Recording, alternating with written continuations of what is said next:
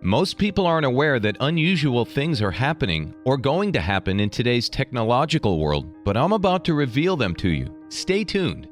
The world is changing rapidly, and you should be ready for the unexpected. Therefore, I'm here to provide some important perspectives and ideas from Jim Rickards on what's about to occur that most people are unaware of. Thus, keep watching. 1. The creation of a huge amount of both currency and debt by governments and central banks. The massive money printing that has increased since 2019 initially produced credit and seemed promising. Still, it eventually resulted in too much money chasing a fixed supply of goods and caused inflation. But what does it mean if $1 trillion worth of bonds show up and the banks delivering the bonds say, give us the cash? Where does the cash come from? The Fed prints it. So now you're going to expand base money by perhaps $1 trillion or more at a time when you've been pretending to reduce base money. So this completely blows up their monetary tightening. Inflation occurs independently of the supply chain when the amount of printed money exceeds the supply of goods and services. As a result, a currency's purchasing power is reduced. And since math is all there is to economics, increasing the amount of money in circulation causes prices to rise by the same amount. Governments now utilize inflation as a tax on your savings, bond holdings, and paychecks because it is more popular with the public than taxing people as they receive their paychecks and subsequently notice the effects of rising prices and diminished purchasing power. In terms of investing, your portfolio is down 28% if the S&P 500 index is down 20% year-to-date and inflation is up 8%.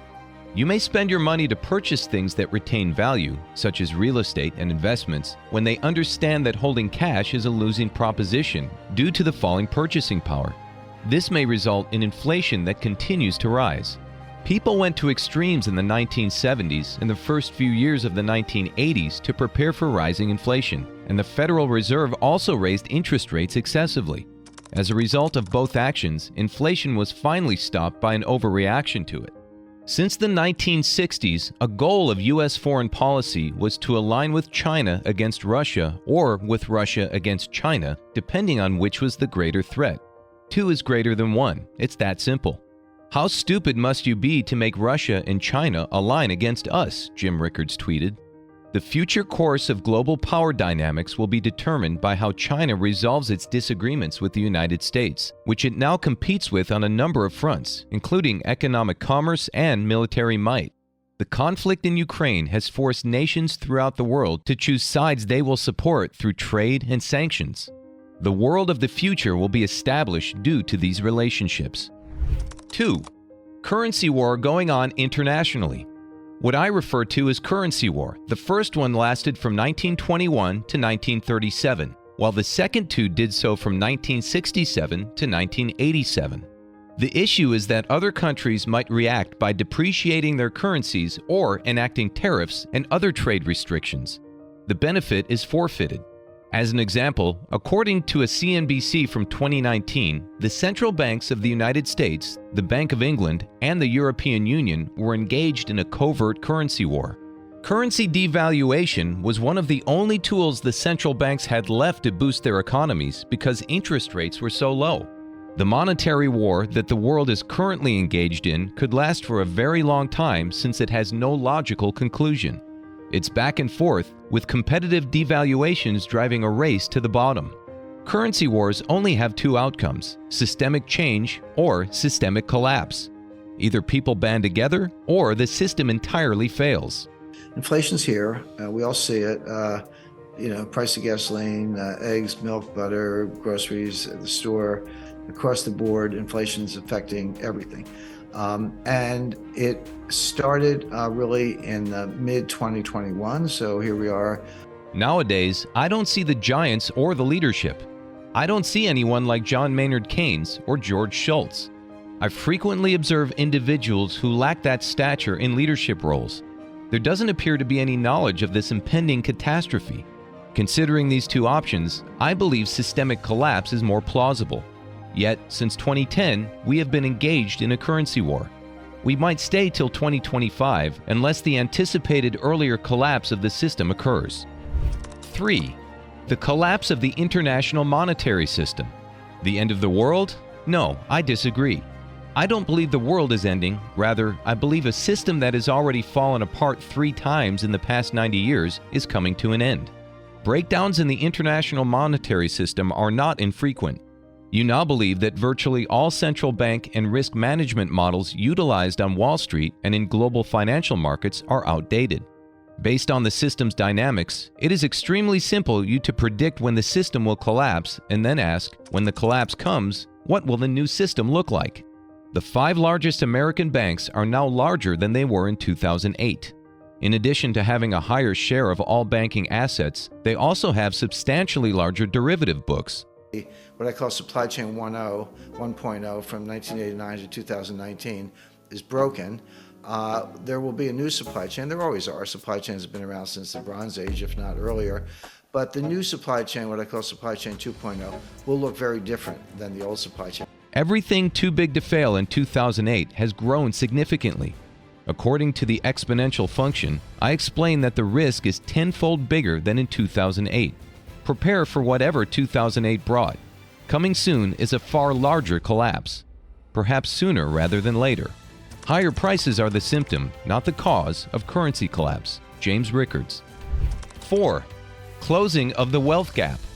AI advancements will allow more people to participate in wealth creation.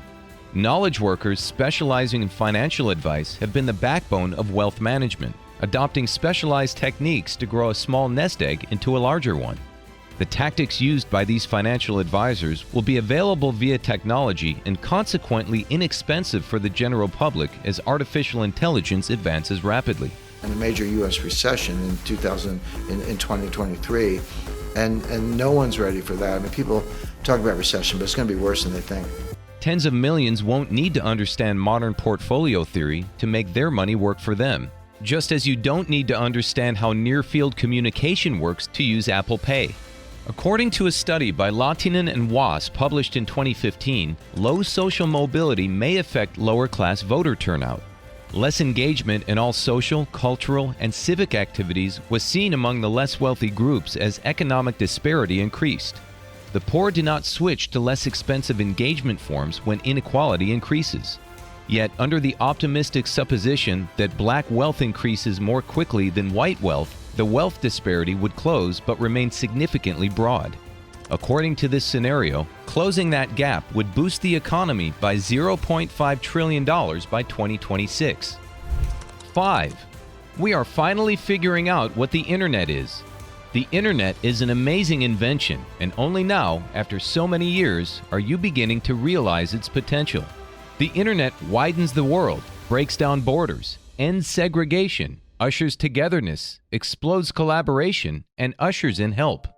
The Arab Spring is one example of a real revolution in several countries and was largely sparked by the Internet. The Internet is dismantling mass control. The little ones are no longer mute in the age of the Internet. A voice is audible. The nameless person is identified.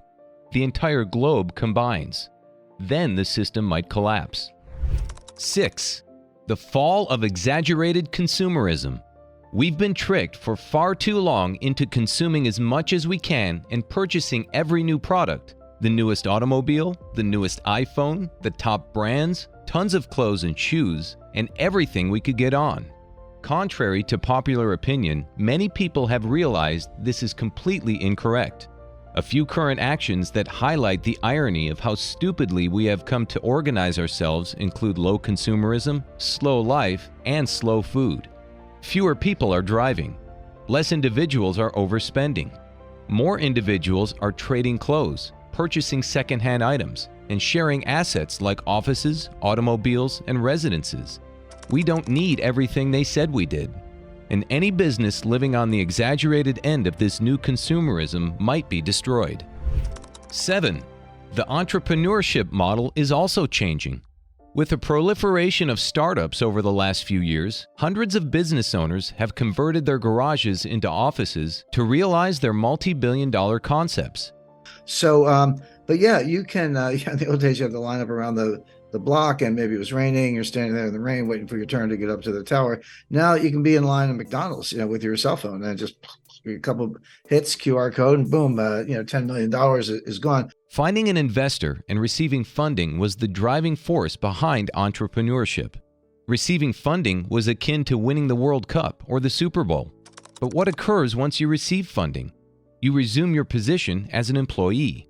It's possible that you brought in individuals who don't agree with your goals or who don't share your desire, and before long, it will all be about the money. Your business's primary driver becomes the financial side. It causes agony for people. Due to the perpetual nature of the money-seeking paradigm, excellent startups started to fail. You need to approach things differently. Excellent people are already executing it. 8. The rise of collaboration. It has been realized by many that continuing on your own is pointless. The madness of each man for himself has been shaken out of many people. Relax, take a pause, and consider. Isn't it crazy that we, 7 billion people on the same planet, have drifted apart? What sense does it make to ignore the hundreds, perhaps millions of neighbors who live in the same city as you? I get down in the dumps every time I think about it. Thankfully, things are evolving. Implementing notions of a sharing and collaborative economy indicates a new direction: cooperation, sharing, assistance, and community. 9. AI-optimized manufacturing. Observing how quickly and effectively today's cutting-edge technologies are being used to address the most critical global issues is incredibly inspiring. As a result, we will benefit from quicker production of higher quality goods at a reduced price for our wallets. By 2025, production lines will be able to continually optimize toward greater output and product quality because of this pervasive stream of data and the clever algorithms processing it, reducing overall manufacturing waste by up to 50%. The world's major enterprise R&D companies, the investment community, and entrepreneurs will concentrate on creating and implementing solutions that will produce noticeable outcomes over the next 5 years, resulting in significant advancements in tackling these issues.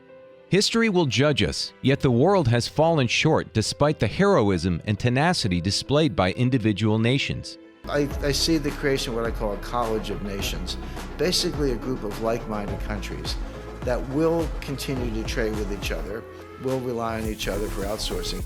We must continue to raise awareness of these concerns as a global society and through venues like the World Economic Forum, while also recognizing and promoting the technological and innovative opportunities that can most effectively and quickly address them.